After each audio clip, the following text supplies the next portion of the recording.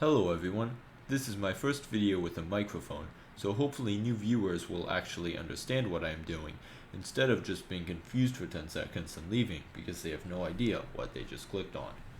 For new viewers who haven't already seen my channel before, I am making a game with my dad called Ship Craft.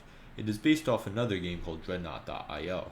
I started this project a few months ago and I still have a ton of work to do before Spaceship Craft is in a remotely playable state. Here are the changes I have made since last video. When you mouse over an item, its name is bigger and scales with zoom level. Item placement is cancelled if the player switches inventory slots, drops the item, or right clicks. And item placement uses Box2D. Getting item placement to use Box2D was a lot of work. After I made item placement use Box2D, I had to make the item's width and height from their center 1/20th of a block smaller so you can place them next to each other. I am not completely satisfied with the solution because it feels like I am fighting Box2D, but it is good enough for now. I also made sure that item placement considers the type of item that intersects with the item you are trying to place. Since helms don't collide with items, items won't stop helms from being placed, but items do collide with metal blocks, so they will stop metal blocks from being placed. I still have a considerable amount of work left to do with item placement. I need to make item placement compatible with non-rectangular shapes. I need to get exterior blocks to work. Exterior blocks can and can only be placed on the edge of the ship.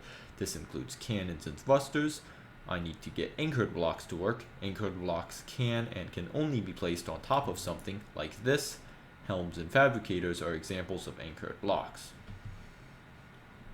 Then I have a lot of refactoring to do. I need to refactor map generation and make it save the world in a file so I don't have to wait 30 seconds for Spaceship Craft to generate a world each time I run it.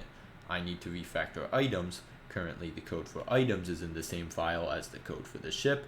I will move the code to a new file and give the item classes more attributes like building time. I also need to refactor the render function in the ship. I need to make the outside world use Box2D. I need to get cannons to work. I need to add enemies. I need to add mechanics like health, enemies dropping items, and destroying blocks. Then after all of this, the game will be somewhat playable, but it is definitely going to take a lot of time to do all this. I have worked really hard on this game with my dad, and I will continue to work hard. This is the end of the video, and it is time for me to beg for likes and subscribers. I hope you enjoyed watching, and I will be hard on work at next update. Also, I'm going to go through a portal over there in case anyone hasn't already seen it. There are multiple zones and you can go to zones through portals.